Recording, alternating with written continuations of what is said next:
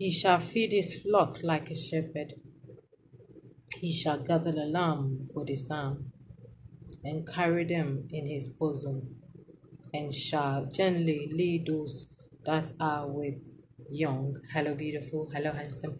Good morning, good afternoon, good evening. Thank you so much for watching me. Thank you for the comments. Thank you for the likes. Thank you for the messages. Whatever God is doing is for His glory. We give Him the honor. We give Him the praise. He's worthy to be praised and adored this morning. He is a good God. He loves you and He wants the best for you. Thank you so much for watching me. I love you. Today, the word that the Lord gave me is I will guide you. I will guide you. We are going to, if you could please join me, read the Bible. The main Bible reading for this I will guide you is 1 Samuel 23, verse 1 to 18. This is where I will just give you a summary where David wanted to go for a war. He wanted to fight, but he was not sure whether he's going to win the war. So he inquired from the Lord, Lord, should I go? And he said, yes, go. And also Saul was after David because he knew that David was in the same town with him. But I pray that this morning you find somebody like Jonathan. You know who Jonathan is. If you don't know who Jonathan is in the Bible, he was Saul's son, but he just loved David. David was his closest friend. I remember, I don't know where this Bible text is, where David said, is there any person in the house of Saul that I can do good to? It's because of Jonathan. Because Jonathan knew that his father was after David's life. So whenever his father will make a move, then Jonathan will say, this is the move my father is making. Just move, go to this way. My father wants to come and kill you. My father will... If you find such a person who will stand with you, who sees evil and says, I am not for evil. My father can be evil, but I am not evil. If we find such people in this world, we are safe. Where they know that evil is not going on, evil is going on, they choose to say, no, I'm not for evil, I'm for good. I know Saul is my father. I know I can become the next king, but I choose good over what? Evil. That's what Jonathan did to David.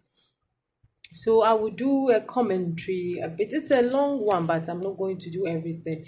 The source that I am using, I don't know how many I'm going to display this. I'll guide you.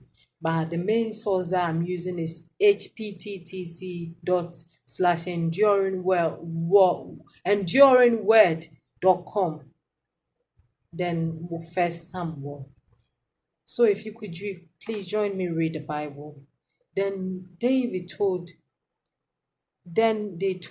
David, saying, behold, the Philistines fight against Kalash, and they robbed the threshing floor. Then David inquired of the Lord, saying, shall I go and what? Smite these Philistines? And the Lord said unto David, go and smite the Philistine and save Kalash. And David's men said unto him, behold, we be afraid here in Judah. How much more then we come to Kalash against the armies of the Philistine? Then David inquired of the Lord yet again, and the Lord answered him and said, arise, go down into Kalash, for I will deliver the Philistine into thy hand. I tell you what, at this moment, I need the guidance of the Lord. I wouldn't say that I can do this by my spirit. I can't do this. I need God to guide me. I don't know how many of you that you are doing something that you really need the Lord to intervene. But for me, it's 100%. With this preaching, I need Him 100% to take over, because I cannot do it with my strength. I need His guidance. I need Him in every step of this way that I'm doing. So that's what David did. So David and his men went into Keilah and fought with the Philistines and brought away their cattle and smote them with a great slaughter. So David saved the inhabitants of Keilah. And it came to pass when Abijah, the son of Amalek, flew to David to Keilah, that he came down with an apple in his hand, and it was told Saul that David has come to what? Keilah. The question is, who told Saul that David was there? Somebody. And Saul said, God has delivered him into my hand, for he is shut in by entering into a town that has gates and what? Bars. My, may God never, ever deliver you into the hands of your enemies. I pray this morning that God should deliver you from your enemies. Whatever the plan of the enemy this morning, whatever they are planning against you, his word says that though they shall surely gather, but not by me. Whosoever shall gather against thee shall fall for thy name's sake. His word also says that when the enemy shall come in like a flood, the Spirit of the Lord should set up a standard against thee. May the Lord set up a standard against all your enemies. And Saul called all the people together to war, to go down to Keilah to besiege David and his men.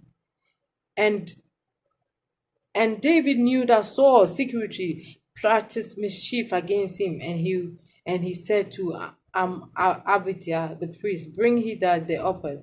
Then said David, O Lord God of Israel, O Lord God of Israel, thy servant has certainly heard that Saul seeketh to come to Keilah to destroy the city for my sake.